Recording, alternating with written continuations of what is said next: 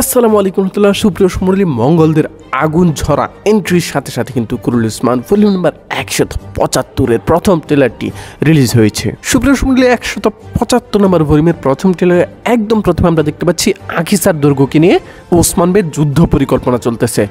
বলা যায় অসাধারণ একটি যুদ্ধ টেবিল কিন্তু সাজিয়েছেন ওসমান বে। তো এখানে ওসমান বে বলতেছে, এখানে আখিসার, এখানেই আমরা। আখিসারকে তুর্কিদের মাতৃভূমি না বানানো পর্যন্ত আমরা থামবো না। তো সুন্দর ট্রেলারে এরপর পরে দেখতে পাচ্ছি ওসমান বে এবং তার বেরা আলপ্রা মিলে ঘোড়া ধরে কোথায় যাচ্ছেন। এখানে আমরা দেখতে পাচ্ছি ওসমান বে এবং তার সবাই বেরা মিলে আখিসার দুর্গের সদর দফতর গিয়েছেন। সদর দফতরটা একদম আখিসার দুর্গের সামনেই। গত ভলিউম অর্থাৎ 174 নম্বর ভলিউমে আমরা দেখেছিলাম ওসমান বের ছেলে ওরহান বে মানজানিক দিয়ে দুর্গের মধ্যে গোলা মারছিলেন। তো আমরা সেটা যদিও পুরোপুরিভাবে অবরোধ ছিল না, তবে আমরা এখন কিন্তু পুরো অবরোধটাই দেখতে পাচ্ছি।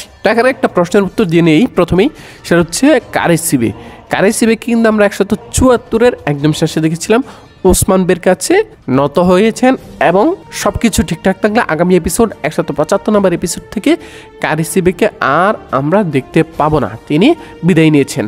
এই আপডেটটা অনেকদিন আগের, এই যে কারেসিবে কুরুল ইসমান ভলিউম নাম্বার 174 বিদায় নিবে, যেটা আমরা আমাদের গত কয়েকটা ভিডিওতে বলে এসেছি। তো যদি সবকিছু ঠিকঠাক থাকে তাহলে কারেসিবেকে আর আমরা দেখতে পাবো না। কারেসিবেকে নিয়ে যারা চিন্তিত ছিলেন, আশা করি আপনারা চিন্তামুক্ত হতে পারেন। তাছাড়া 175-এর প্রথম ট্রেলারও আমরা কারেসিবের কোনো অস্তিত্ব দেখতে পাইনি। যদিও কারেসিবেকে মৃত্যুদণ্ড দেওয়া হয়নি, তবে সত্যি কিন্তু তাকে মৃত্যুদণ্ড দিত। আমাদের গত ভিডিওতে আমরা বলেছিলাম কারেসিবেকে বিশ্বাসঘাতক হিসাবে দেখানো হয়। তুরস্কের একটি প্রদেশে কিন্তু বিক্ষোভ হয়েছে বুজদাকসারের বিরুদ্ধে, আর সেজন্যই তাকে মৃত্যুদণ্ড না দিয়ে সোজাসুজি ভালোভাবে বিদায় করে দিয়েছে। তো যাই হোক দর্শক, কারেসিবের বিষয়টা বাদ, এবারে কথা বলি 175-এর প্রথম ট্রেলার নিয়ে। আমরা দেখতে পাচ্ছি ওসমান বে কিন্তু তার আলপদেরকে নিয়ে একদম ঢাকঢোল পিটিয়ে আখিসার অবরোধ করেছেন। এদিকে দর্শক বিন্দু, মঙ্গল কমান্ডার কিন্তু এন্ট্রি নিতে যাচ্ছে, যেটা আমরা প্রায় আরো মাসখানেক আগে বলেছিলাম যে কুরুল ইসমানে মঙ্গলরা এন্ট্রি করবে। সেই সাথে আরো একটি আপডেট ছিল গার্মিয়ানদের এন্ট্রির ব্যাপারে, তবে আপাতত গার্মিয়ানদের কোনো আপডেট নেই। মঙ্গল কমান্ডার চরিত্রে অভিনয় করার জন্য আলপারসালান সেলজুক সিরিজে অভিনয় করা এই অভিনেতার সাথে কিন্তু চুক্তিবদ্ধ হয়েছেন বুজদাকসার। তো আমরা দেখতে পাচ্ছি মঙ্গল কমান্ডার বলতেছে সে মঙ্গল সাম্রাজ্যের সেনাপতি তৈমুর বায়ানের রাষ্ট্রদূত।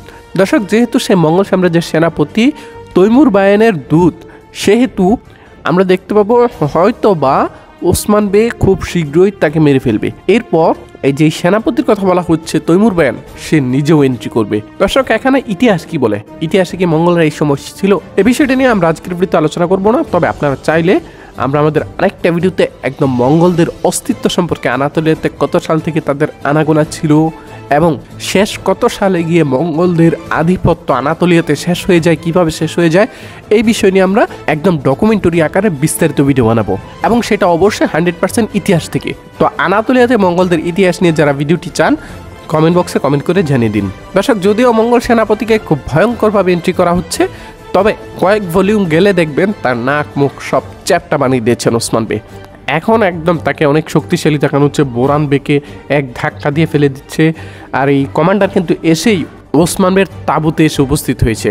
সে এসে বলতেছে যে সে ওসমানের কাছে আনুগত্য চাইতে এবং তাদের যে কর ধার্য করা, সেই কর আদায় করতে এসেছে। তো ওসমান বে বলতেছে, আমার দিকে তাকাও, আমার ধৈর্যের পরীক্ষা নিও না। ওসমান তোমার কোনো অনুরোধই, কোনো নির্দেশই মানবে না, সব প্রত্যাখ্যান করেছে। দর্শক, ট্রেলারে এরপর দেখতে পাচ্ছি মঙ্গলরা এসে ওসমান বের তাঁবুতে।